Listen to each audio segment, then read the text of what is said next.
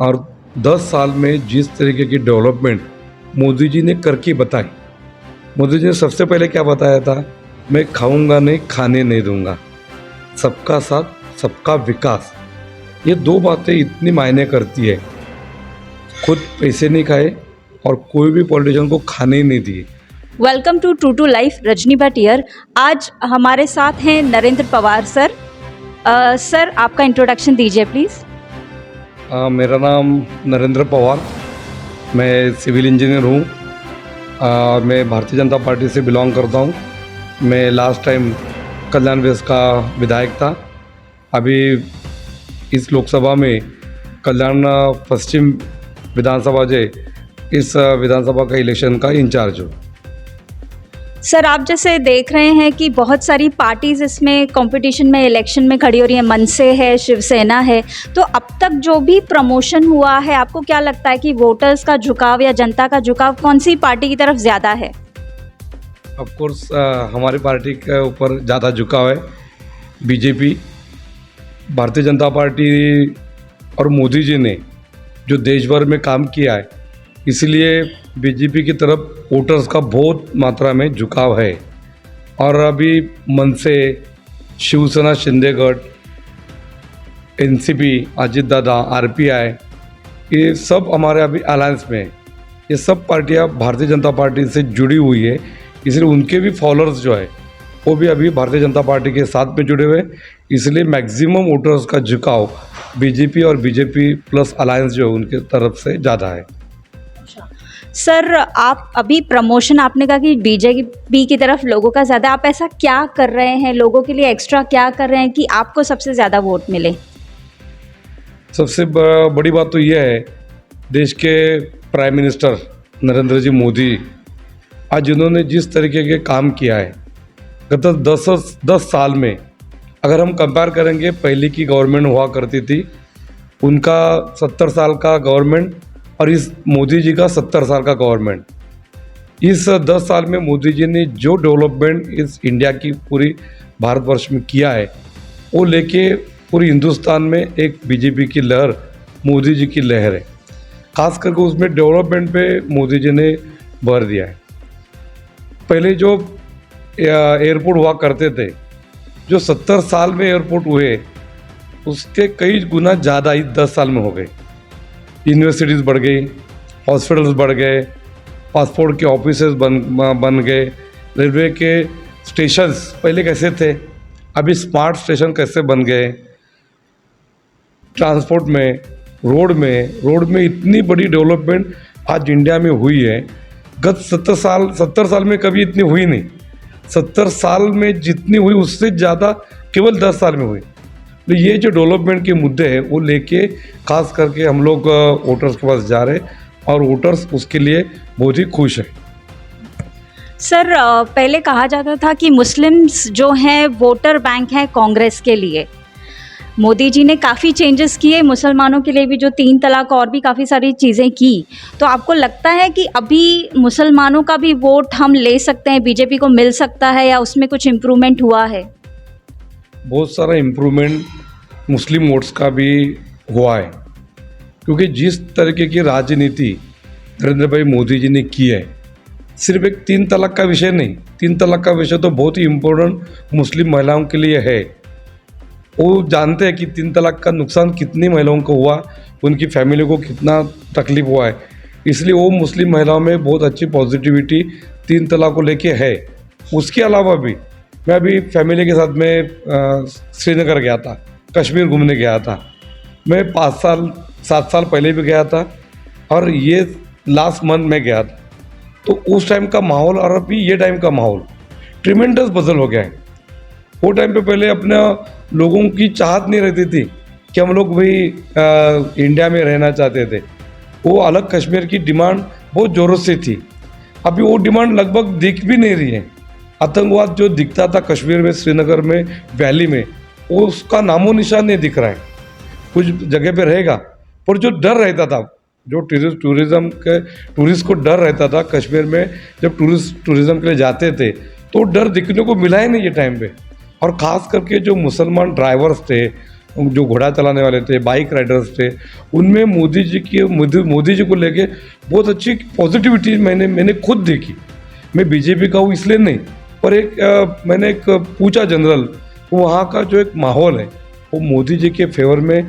मोदी जी 10 साल में जो डेवलपमेंट कश्मीर वैली में की है, पूरे श्रीनगर में, कश्मीर में, जम्मू में जो डेवलपमेंट किया, रोड बढ़ाए, उधर का एम्प्लॉयमेंट बढ़ गया है, उधर के लोगों को काम मिल गया, हाथ को काम मिल गया है, टूरिज़्म भी बढ़ गया है, उधर का डर जाने की वजह से उधर का टूरिज़्म बढ़ गया है। इसीलिए कश्मीर में जो एम्प्लॉयमेंट बढ़ गया है, इसलिए वहाँ के जो लोग हैं, मुस्लिम समाज के लोग हैं, बहुत खुशी में दिख रहे।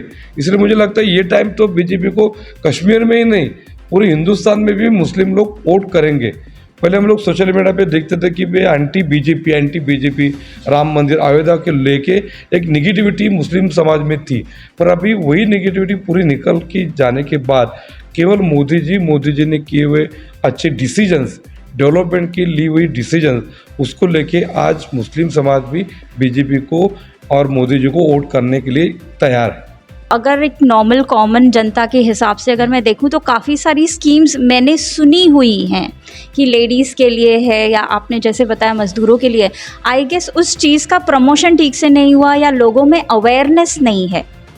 तो अवेयरनेस नहीं है, सहूलियत किया है, अवेयरनेस नहीं है, तो उसके लिए क्या? जैसे मेरे जैसी को, मुझे नहीं पता कि लेडीज़ के लिए क्या सहूलियत है, मुझे बिज़नेस स्टार्ट करना है, तो वो प्रॉपर प्रमोशन नहीं हुआ है, स्कीम इज़ देयर, तो उसको आगे कैसे बढ़ाएंगे?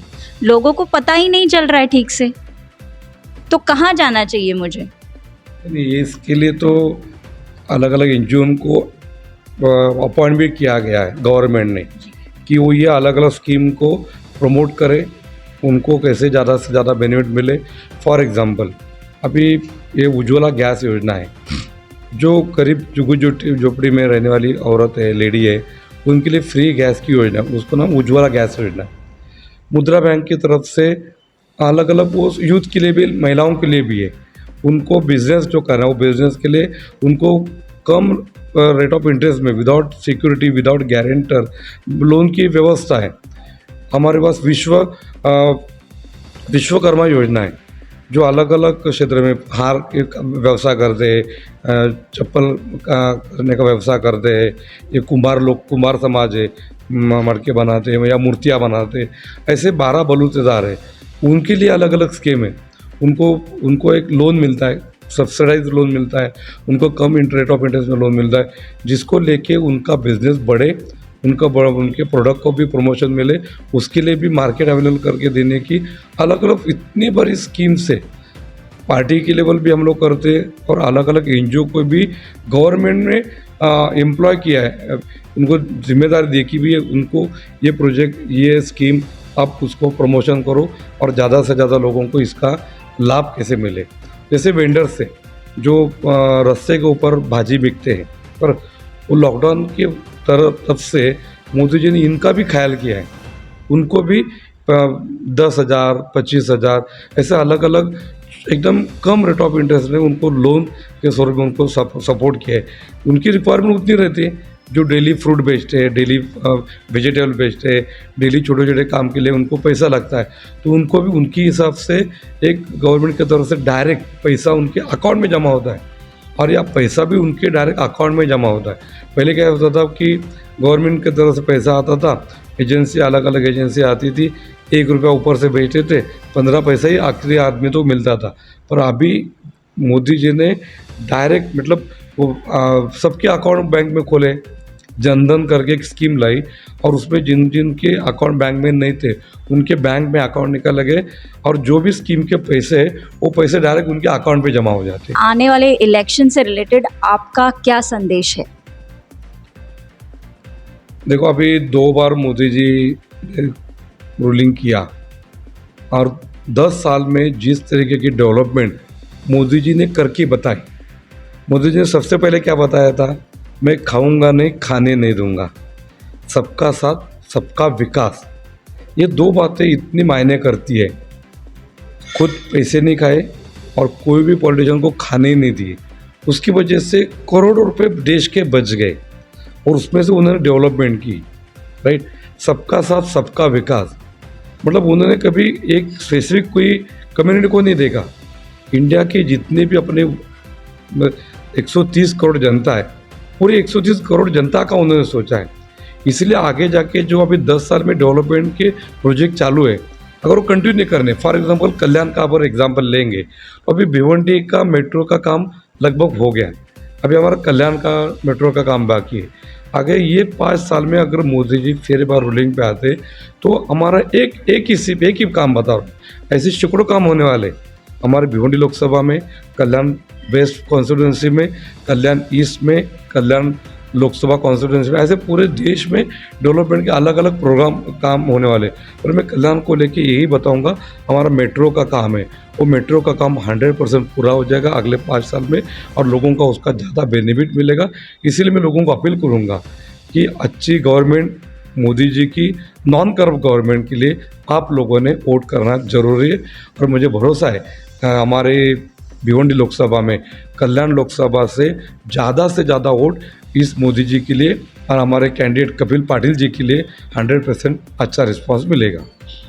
तो सुन लिया जनता ने कि क्यों ज़रूरी है मोदी जी को वोट करना। किसी पार्टी को प्रमोट न करते हुए सिर्फ मैं ये कहूँगी जहाँ पर भी वोट दें पर वोट देने ज़रूर जाएं। Thank you so much. True to Life Rajni.